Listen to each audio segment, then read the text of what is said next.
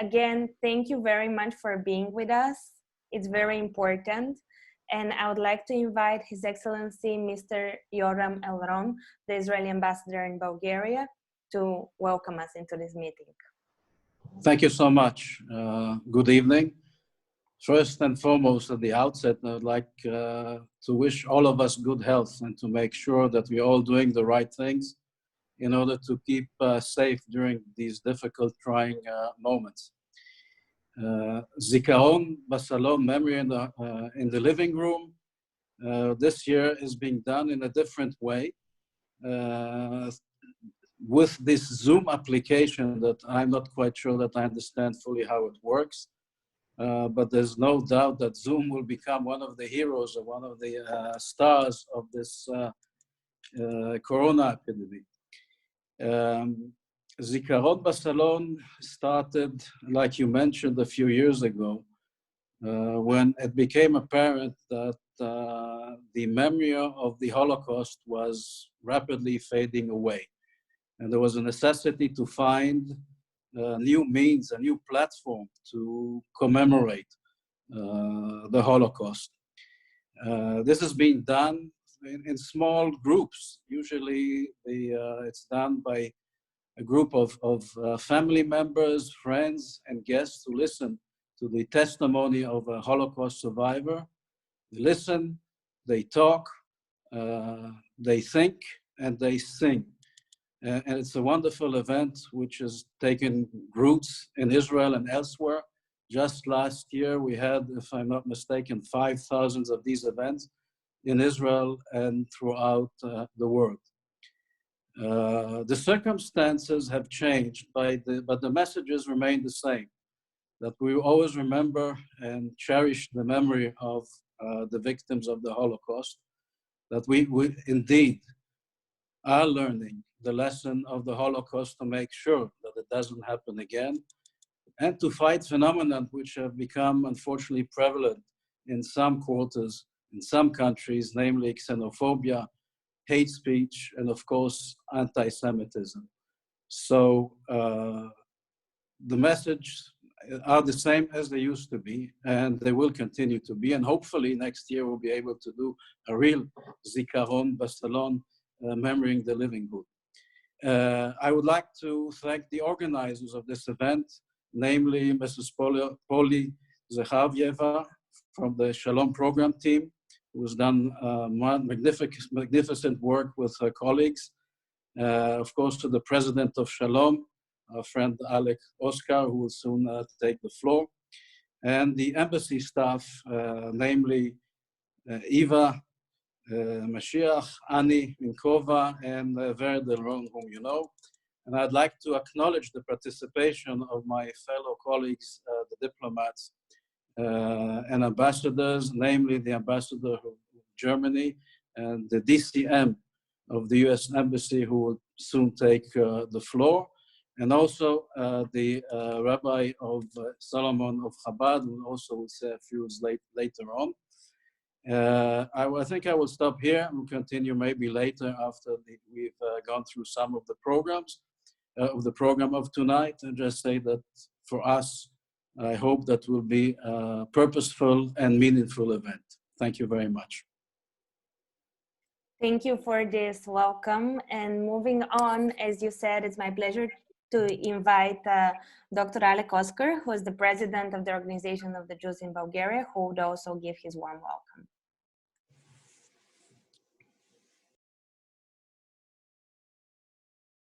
Just a second to unmute you, Alec. Yes, now I think you're live. Thank you, Polly. Your Excellencies, the ambassadors of Israel, Germany, the United States, dear friends, it is my privilege on this occasion to say a few words on one of the most important days of the Jewish calendar. Yom Ashоа is the moment when we not only remember the tragedy of those who perished in the concentration camps, in the Holocaust, but also we acknowledge our responsibility to do our best and never allow such atrocities to happen again. unfortunately, every single day we are witnessing the increase of hatred, hate speech, anti-Semitism all over the world, in Europe, in Bulgaria. Even today, during the pandemic of the coronavirus, we see all over the world how the Jews again are blamed for the disease. So that is why we should, of course, remember the tragedy of those who suffered, the Holocaust survivors, remember those who were lost, but also we should always never forget that we are responsible for the world that we are living in, and that we should never allow this to happen again. Thank you, Mr. Ambassador Yoram, for hosting this, and thank you, Polly, for organizing it. You're very welcome. I'm really glad that so many people decided to open their houses and their living rooms, and so that we spend some meaningful time together. How this evening is going to proceed from now on, we have prepared a special video testimony for you, and we were very much debating whether or not to share one story or more than one stories, because there's so many beautiful stories and memories and things that are important to be heard in this moment. That's why we decided to make a whole special editing. I'm gonna play you a video that has been recorded from teenagers.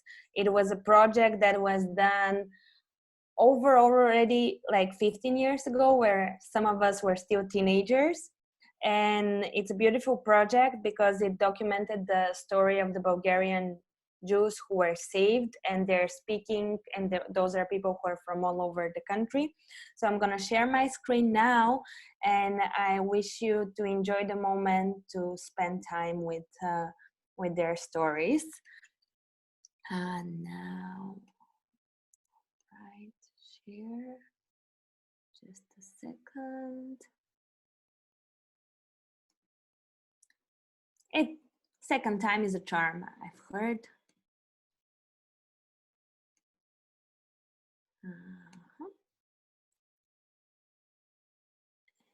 And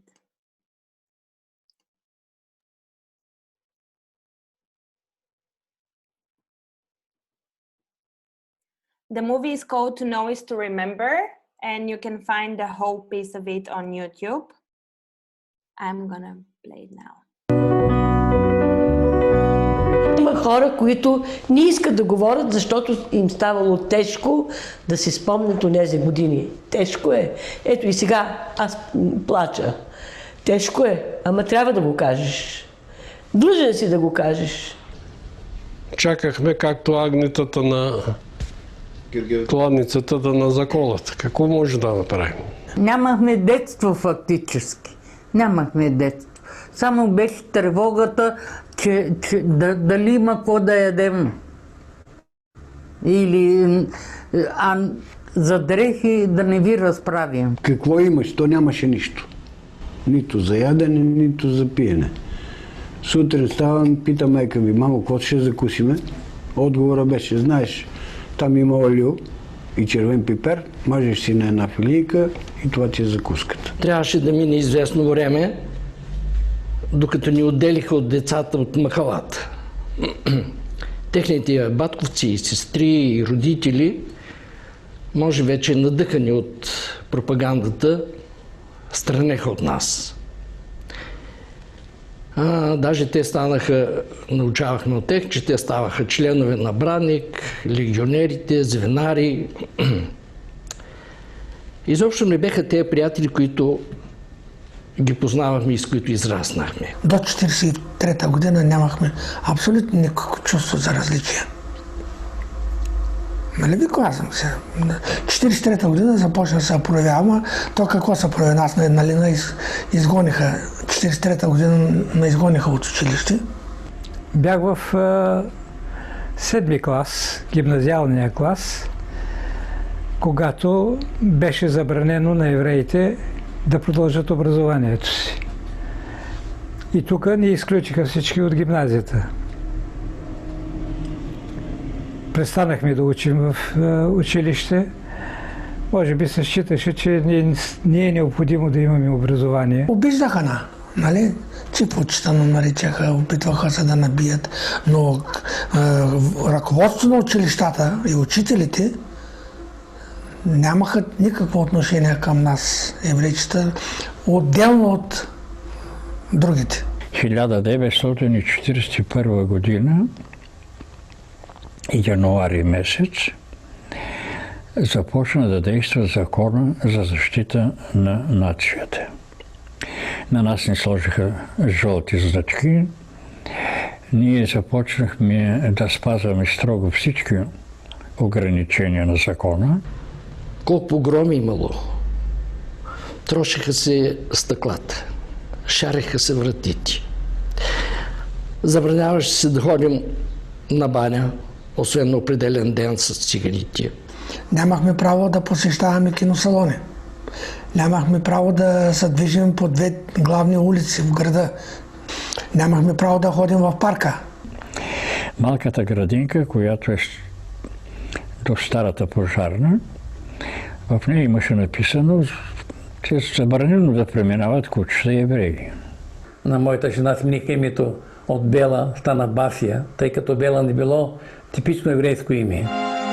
Антисемитизма се появи след закона за защита на държавата и когато направиха бранническите групи и имаше такива елементи от... Те не бяха много, бяха малко на брой, надъхани от родителите им, правиха такива низоуми. Решат тези хора, че днеска трябва да направят нещо, тръгнат една голяма банда и минават през еврейската махла и колкото видят, бият. И ние, като животните в прериите, като видят опасност, се крият. Нали? И ние се крием по къщите. Обезлюдяваше се тогава нашия квартал, докато бандата мине за мине. Ако им дойде на ума нещо, щупят някой прозорец и се отидат. Нито полиция идва да ги гони, нито нищо. Интересното обаче е, че българчетата, които живееха в нашата махла, излизаха с опит да не защитават. Баща ми имаше един приятел в Урунджия. Той всека седмица по един-два пъти вечер късно минаваше и ни донасяше хлеб. Що хлеба, който купувахме от специалната фурна, която ни даваха, едно, че не достигаше. Второ, беше царвично брасно, като го отвориме, като мух. Толкова се чувстваш угнетен и неравен с другите, че и това се отразява вече и на поведението ти. Аз бях ученик в 5-ти клас в гимназията. Минава разсилния, както беше възприето тогава, да чете съобщение на директора, че на другия ден в 9 часа трябва всички ученици да се съберат за манифестация по случай 3 март. И на другия ден сутринта аз в 9 часа, както всички други, отидох пред гимназията, където трябваше да се съберем с тази звезда. Идва един мой съученик. Ти защо си дошъл, бе? Ти човек ли си? Тя да се махаш от тука. Дошъл си тука на манифестация. И аз, знаете ли, нищо не можах да му отговоря.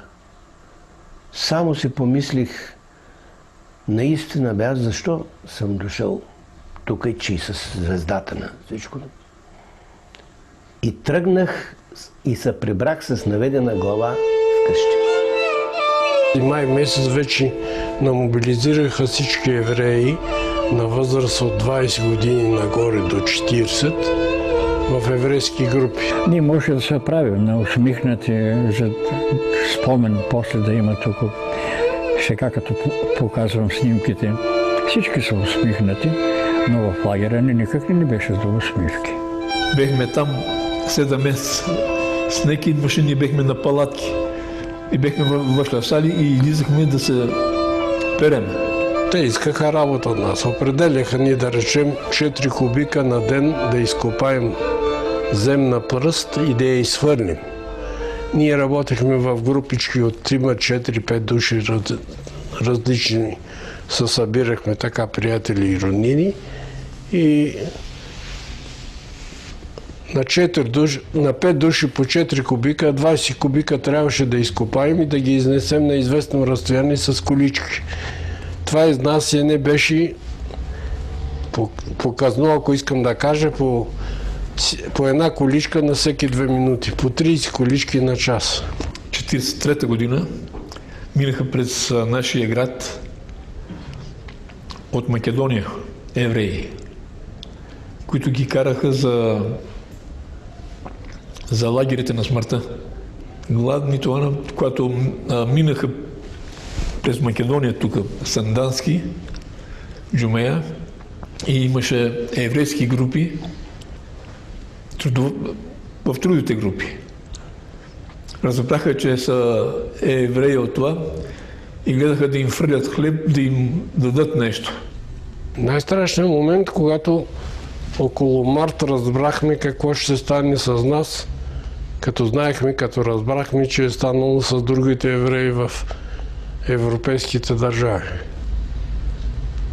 Иначе другото всичко, отиване на еврейските групи да работим, всичко го взимахме като нещо, което е преходно и в очакване на някаква лоша вест за нас. На 10 март стана вдигането на една голяма част от пловдивското еврейство. Една българка идва от нас към 12 часа вечерта, звъни и аз като по-малка, най-малката, ставам, отварям, викам, какво има? Веднага вика бащата, веднага го извика и аз го събудих. Към татко дошла еди коя села да видиш кой иска. Имате ли злато? Баща ми вика, нямаме злато. Пари, злато, ако имате, дайте ми ги на съхранение, защото ще вдигнат. Баща ми вика, тая откачила. И отиди си, не дадохме нищо и си легнахме. Так му се лягаме, пак се звъни и вече полицай идва с един цивилен, с заповед. То беше 2 часа и половина. Всичко спи, тихо, нямаше абсолютно никаква сигнал, че нещо ще стане. И в това време събуди баща си и аз го събуждам към татко, дойдоха полицаи един цивилен. И вика на баща ми веднага, до 20 минути, имате право да си вземете един багаж 20 кг, че трябва да ви заведеме до еврейското училище. Моята баба, която беше неграмотна жена, на испански, непрекъснато обикаляйки стаите, е повтаряла на моите вуйчовци, на леля ми и на вуйна ми, която беше бременна в 7-я месец. И им е казвала така: правете, струвайте. Трябва да излезем от къщи на светло.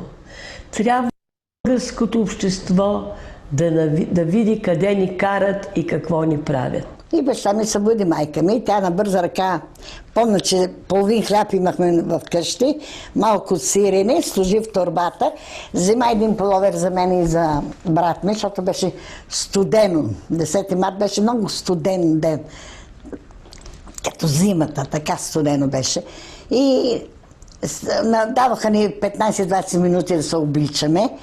Облякохме се и тръгнахме, без да знаем какво е. Така отиваме до училището, насреща плисаря на владиката. Той се почуди и закачи баща ми и вика: къде вика си взимал цялото семейство, къде водиш? Тогава баща ми каза: иди, моля ти си, кажи на Кирил, че са ме арестували и сега наводят еврейското училище.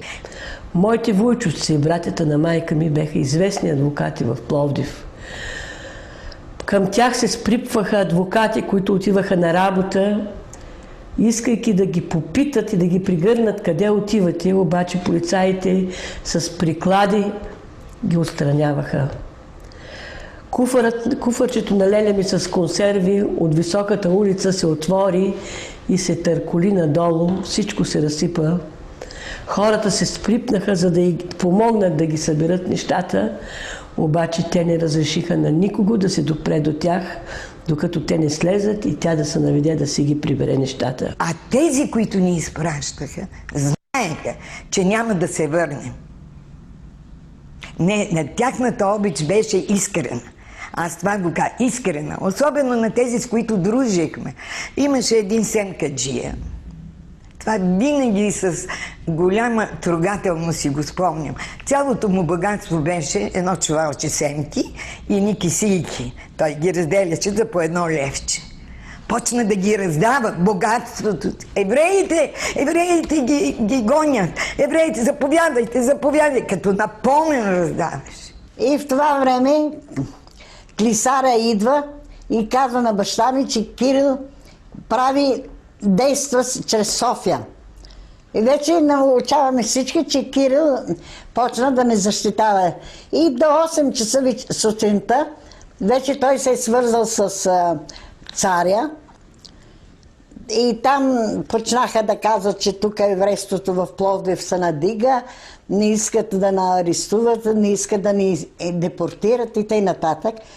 И царя е отговорил, ще видим какво можем да направим. Тук от Пловдив всички сдружения на браснари, на шивачи, на адвокати, всички пишат петиции. Други писатели са се застъпили и на другия ден дойде телеграма, че ги освобождават временно тези хора и се отлага изпращането за по-далечно време. Една крачка ни делеше от изпращането в лагерите на смъртта.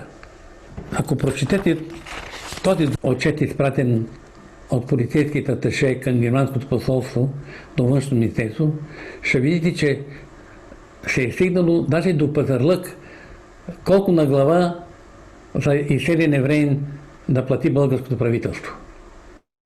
Искали са по 250 марки на глава за разноски, транспортни и така нататък. Голям късмет сме имали. Трябваше да минат много години, за мен говоря, родителите беха наясно, но за мен да разбера цялата история по нашето спасяване. Само благодарение на голямата толерантност на българския народ. Като се започне от занаятчийството и се стигне до интелигенцията и духовенството, подчертавам.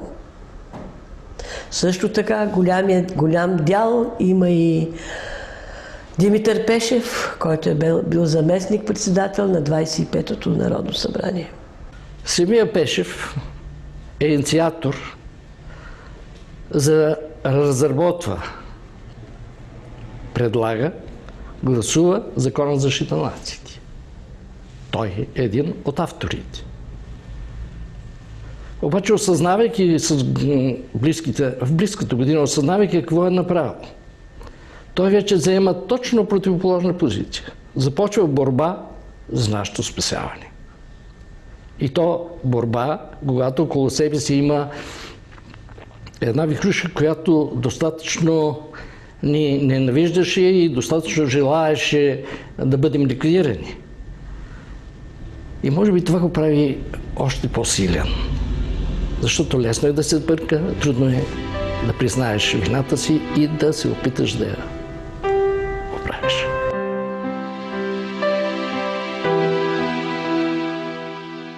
След като се прави тази акция, решено беше от Комисарството по етнически въпроси и правителството съответно, софийските евреи и евреите от големите града бъдат изселени по провинцията. И започнаха да се получават вече съобщения за това.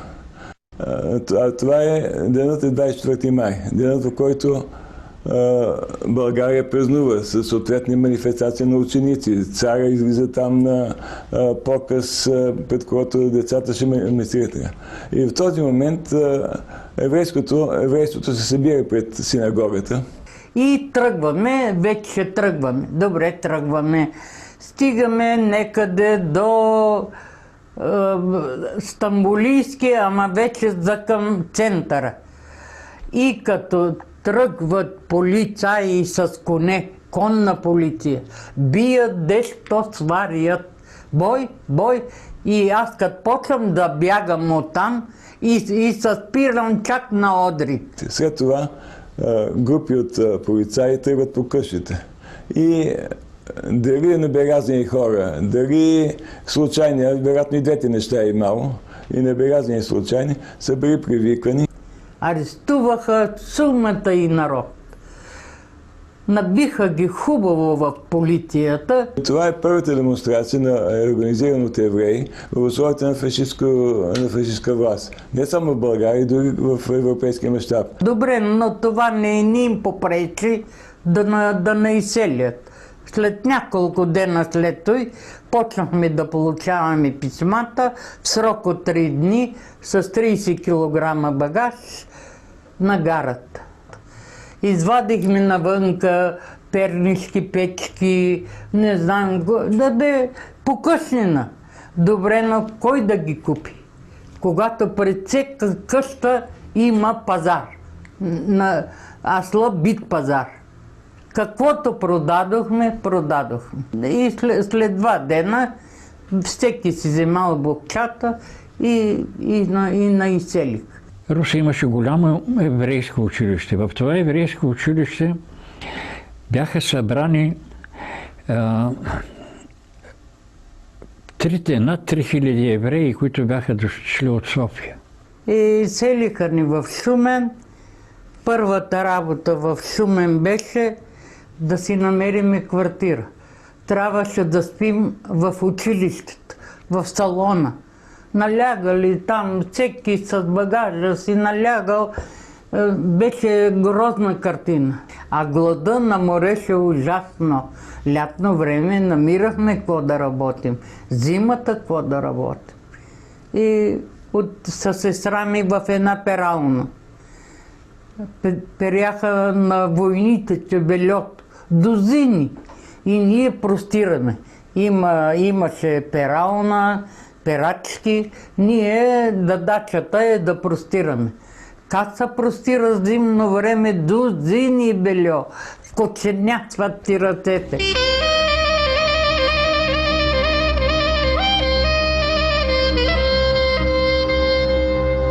Край на краищата ние останахме живи. Разбира се, трябва да бъдем признателни на тези, които ни спасиха. Но най-много трябва да бъдем признателни на тези, които ни помагаха да оцеляваме. И аз се разделям спасението от оцеляване. Дълги години ние оцелявахме. Ние нямахме купони, нямахме дрехи, нямахме храна. На нас ни даваха друг цвет лични карти, розови. Ние бяхме отречени от закона. И те ни помагаха да оцеляваме. Това е период. Не е моментно. И спасението е накрая. Оживяхме, ето ни. И когато на Пасхата разказваме историята как евреите бяха спасени от Египет, ние казваме на нашите деца. Спасението на българските евреи за нас е второ спасение, както бяха спасени нашите прадеди от Египет.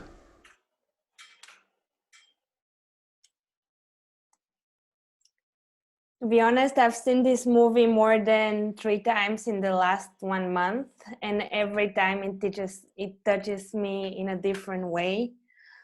Somehow, while watching it, I am feeling proud that the Bulgarian history is different, and we have all those stories, and then this is also my family story. I know we all probably are feeling very moved at this moment, and we have a lot of things to share. At this moment, I would like to invite Mr. Justin Friedman Deputy Head of Mission of the American Embassy, to share what he prepared for us.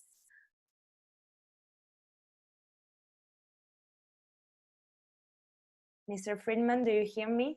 Yes, I do. Hi. Good evening, everyone. Excellencies, friends, ladies and gentlemen. It's an honor for me to participate in this event and to read for you a poem that I first read many, many years ago, actually when I was in high school, as a testament to a man who persevered and did amazing things, but was deeply, deeply transformed by his experience being a Holocaust survivor. The poem is called Never Shall I Forget by Elie Wiesel. Never shall I forget that night, the first night in camp that turned my life into one long night 7 times sealed. Never shall I forget the smoke. Never shall I forget the small faces of the children whose bodies I saw transformed into smoke under a silent sky. Never shall I forget those flames that consumed my faith forever. Never shall I forget the nocturnal silence that deprived me for all eternity of the desire to live. Never shall I forget those moments that murdered my God and my soul and turned my dreams to ashes. Never shall I forget those things, even were I condemned to live as long as God himself. Never. Thank you. Thank you very much. It is a beautiful poem, and his words are truly, truly beautiful. Every time I read about the Holocaust, I always try to focus on the bright side and to look for the good stories that make my heart feel a bit warmer. That's why I would like to invite now Maxim Delchev, a very dear friend of mine, who's the educational director of the Jewish community in Bulgaria, to share his grandparents' story with us. Thank you, Polly. It's one of the things that I think it's great about Yom HaShoah is that really helped me to go back and reread and re-listen to my grandparents' story. Because my grandparents never really sat with me to tell me that story, to explain me what happened. Thankfully, the Holocaust Archive by Steven Spielberg did some video research on most of the survivors in Bulgaria, and they had their video testimonials shot by this foundation. So every year I'm trying to go back and really listen and rewatch that story. And for my grandparents, it's a tragic story because it's the Holocaust, but it's also a story about how they met each other. And my grandfather was born in Burgas. My grandmother was born in Varna. They were part of the Shomer Hatzir movement.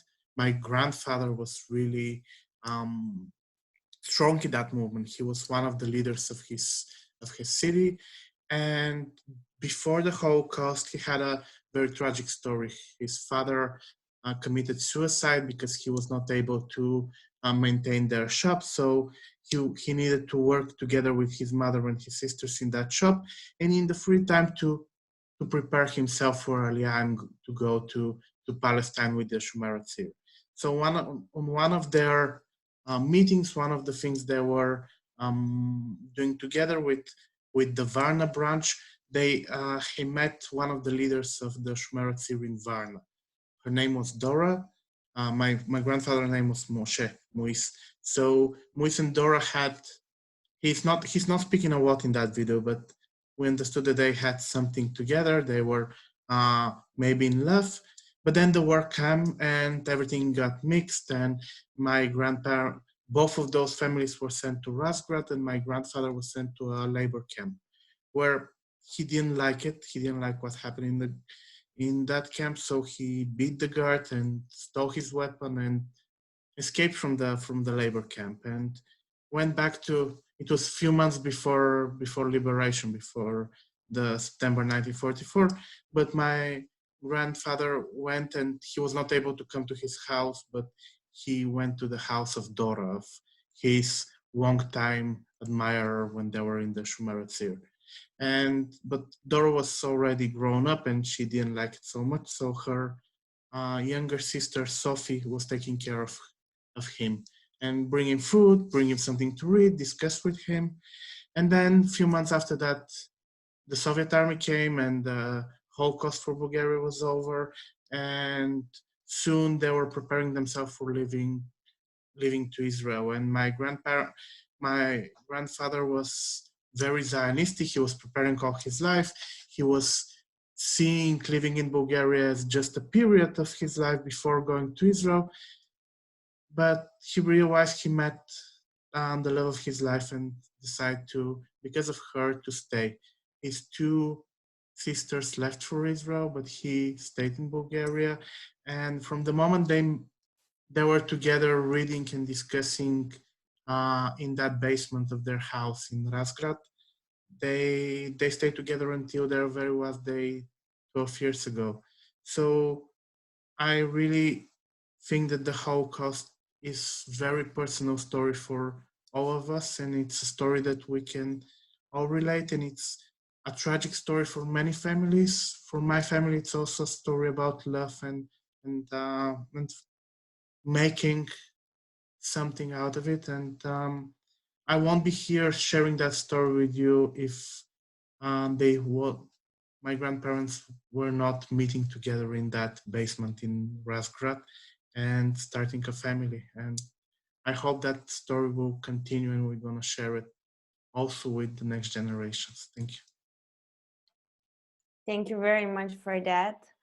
And without too many words more, wherever there's love, there's also music. And I'm really glad now to introduce to you, some of you have heard her beautiful voice, Leah, who is only 12, but she has such an amazing voice and she has something to share with us. Thank you so much, Leah. Good evening.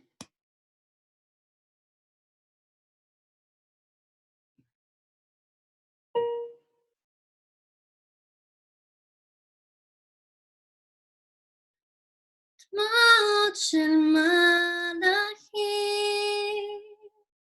דמעות שקטות, דמעות יפות ועצובות, זולגות באופן, דמעות ומחפשות, מה הן מבקשות?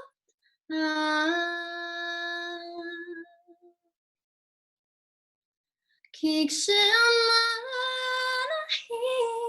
בוכים בעולם אחר, אז בעולם הזה עצוב לנו יותר. כי כשהמלאכים בוכים בעולם אחר, אז בעולם הזה עצוב לנו יותר, עצוב לנו יותר. דמעות של מלאכים, מדוע הם בוכים המלאכים? אולי בגלל שזה לא קל להיות מלאך בעולם עצוב כל כך. כי כשהמלאכים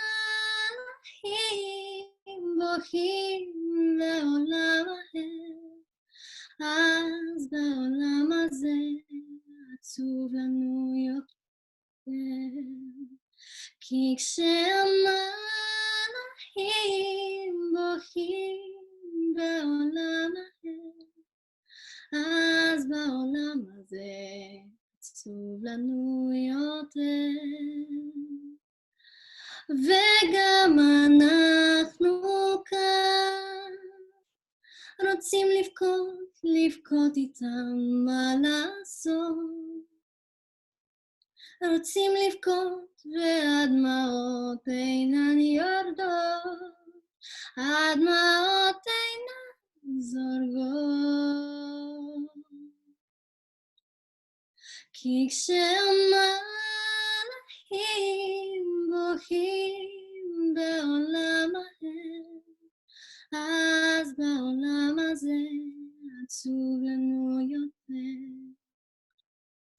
כי כשהמלאכים בוכים בעולם ההר, אז בעולם הזה עצוב לנו יותר, עצוב לנו יותר.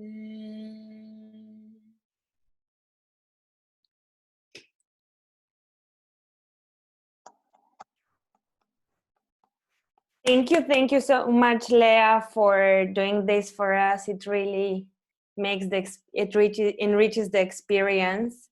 We've heard stories about our grandparents. We've seen stories on videos. We heard poems and music.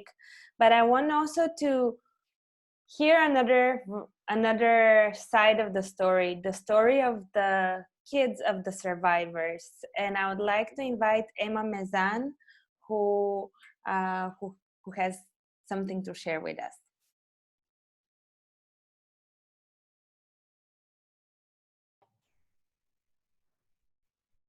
Hi. Thank you everybody for being together on this day. I would like to share with you a story. This is a story that I listen to every Yom Ashua. And this story is the story of the singing train, packed with Jews from Poland on their way to Treblinka. Suddenly, someone started to sing. Who's this crazy man singing on his way to death? It was the cantor of one of Warsaw's synagogues, Azriel Fastak. Slowly, the song passed from car to car, and at the end, the whole crowded train was singing, Ani Maamin, I believe. The cantor tore off a piece of his shirt and wrote the notes of the song on it.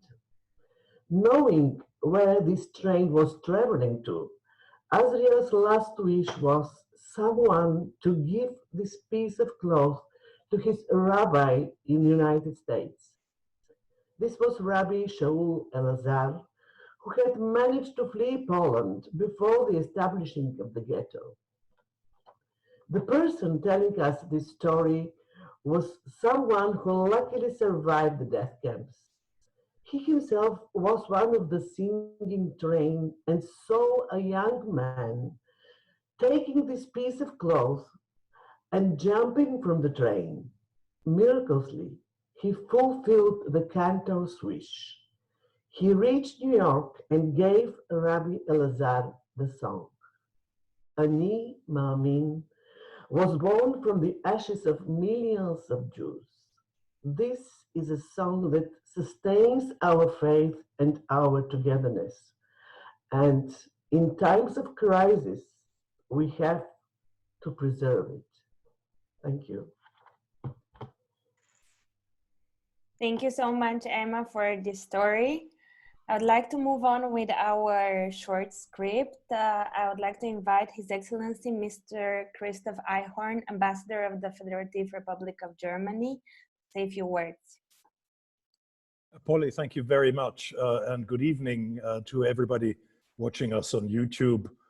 Dear friends from Shalom, dear Ambassador Yoram, I'm really humbled and personally honored that the Ambassador of Israel would invite me tonight. Thank you so very, very much.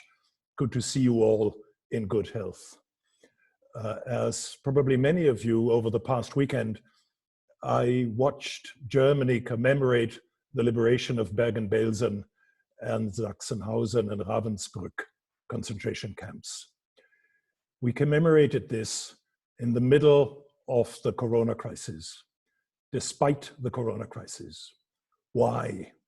Because for us, it is absolutely essential that the horrors of the past never be forgotten. We must listen to the survivors.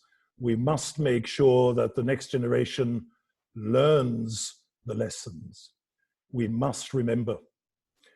We notice with great sadness the tendencies to put the Shoah in relative terms or even to deny it, particularly in right-wing circles and on their social media platforms. This is absolutely unacceptable. In the fight against anti-Semitism and against hate speech, we all must stand together because it affects all of us as societies and as individuals. It endangers our personal liberties. It threatens our freedom. Anti-Semitism and hate speech are not a minority problem. They hit us all. So in this fight, you will always find Germany as a close and determined partner. Currently, as chair of the International Holocaust Remembrance Alliance, we Germans carry a special responsibility. When German President Frank-Walter Steinmeier spoke in Yad Vashem in January, he made that very, very clear.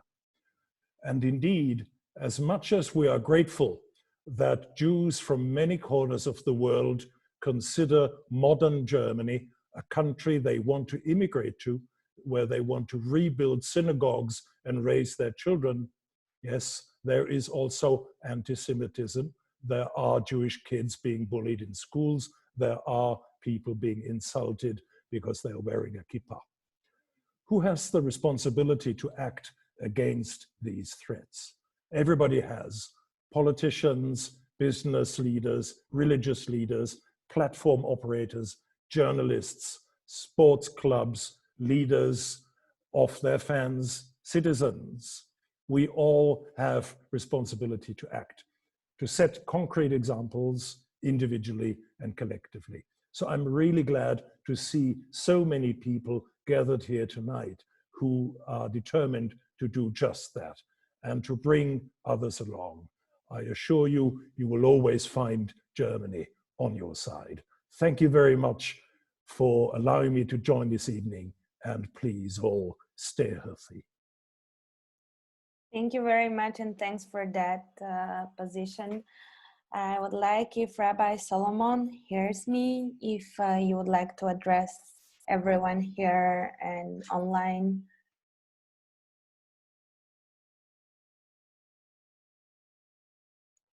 Yeah. Shalom, thank you. Shalom. Your Excellencies, ambassadors, and fellow Jews. I'm a grandson of a Holocaust survivors and a great-grandson of those who killed in the terrible Holocaust. I remember my dear great-parents, Yitzhak and Malka, that there was not even one day they did not speak, did not mention, and did not cry about the terrible Holocaust and all of their large family who was killed.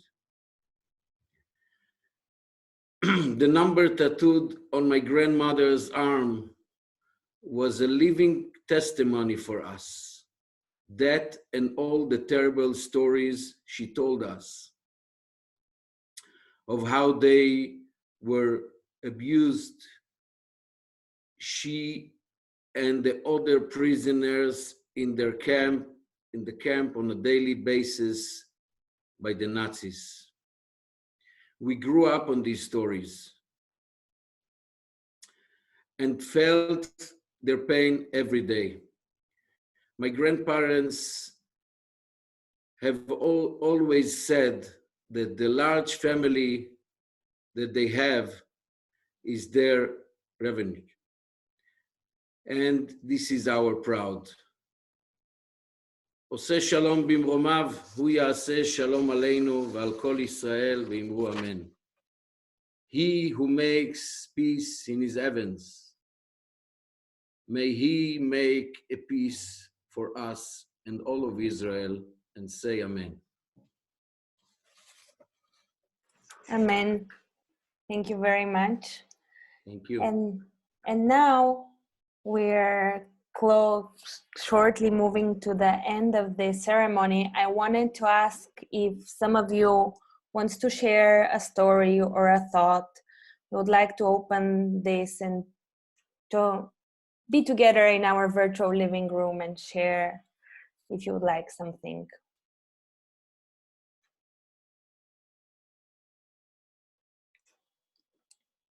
while you're still thinking of your stories, I wanted to tell you about another initiative of Shalom that is happening tonight at 8 o'clock.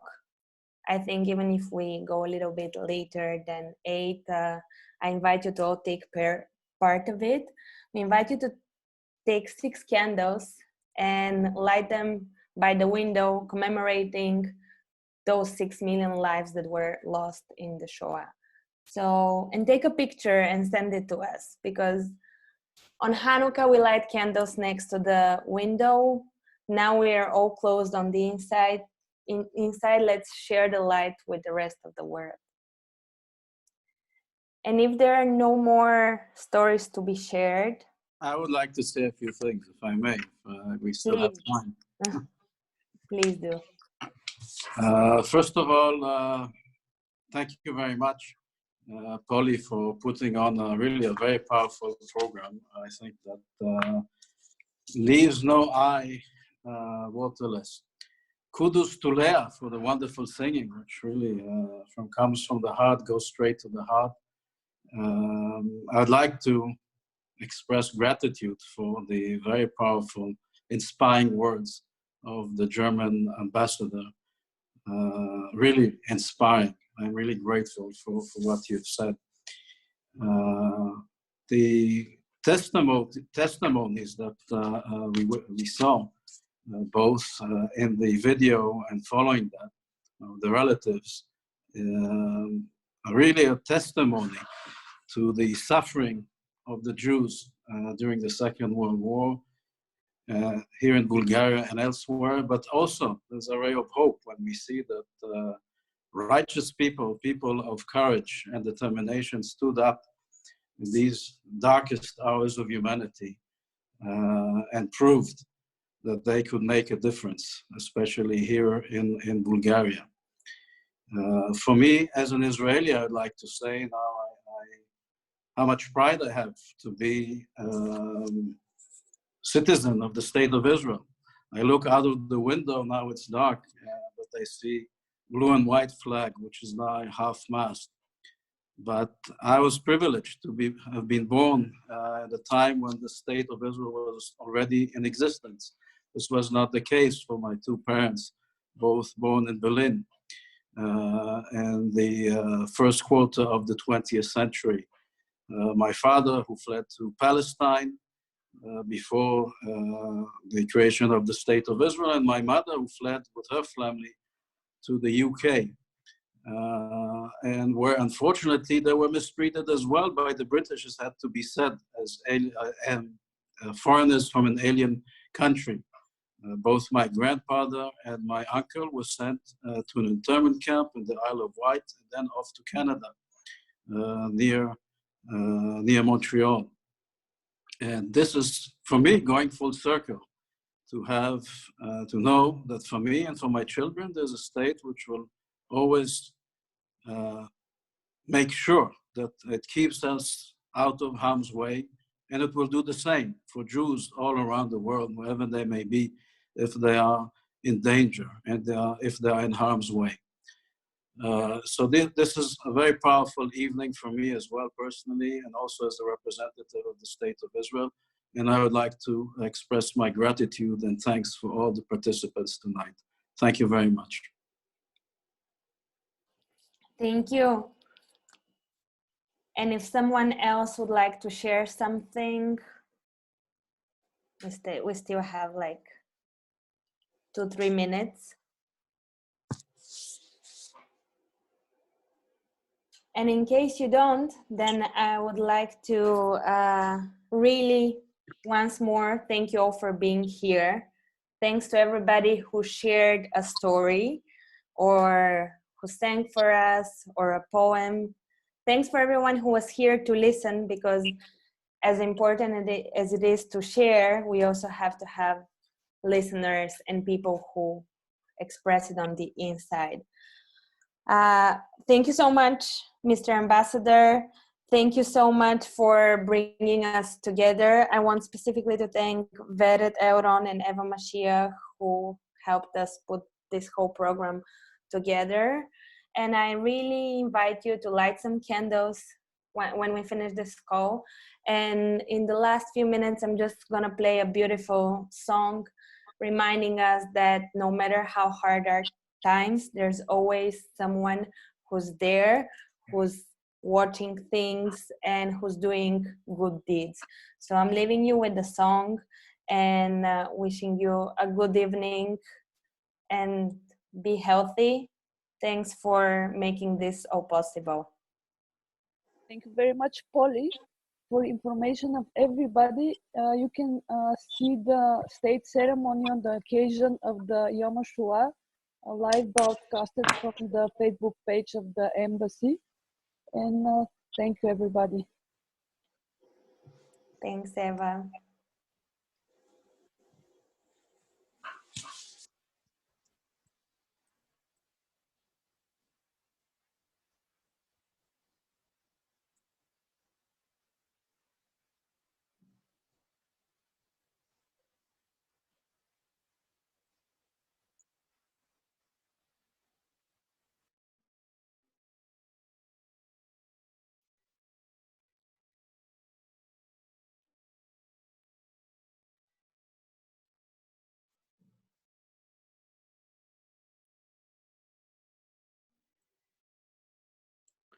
We're experiencing some kind of technical difficulties, and we're gonna put the song in a second.